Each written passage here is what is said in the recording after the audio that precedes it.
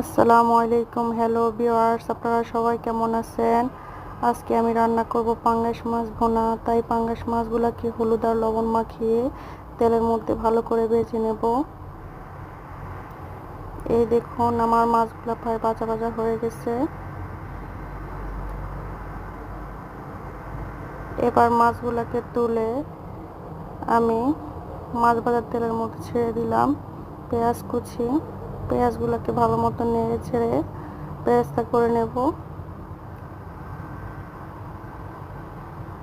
এবার দিয়ে দিলাম 1 চামচ রসুন বাটা, দিয়ে দিলাম হাফ চামচ জিরার গুঁড়া, 1 চামচ মরিচের গুঁড়া, হাফ চামচ হলুদের গুঁড়া, দিয়ে দিলাম একটুখানি পানি, আর দিয়ে দিলাম 1 চামচ লবণ।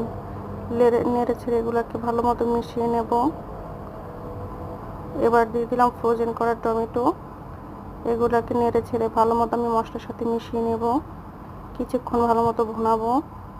এই পর্যায়ে দিয়ে দিলাম ভেজে রাখা মাছগুলা, দিয়ে আমি দিয়ে দিলাম পানি ঝোলের জন্য, দিয়ে দিলাম 3টা কাঁচামরিচ। এই দেখুন, আমার রান্না করা শেষ হয়ে গেছে। সবাই বলে যাবেন আমার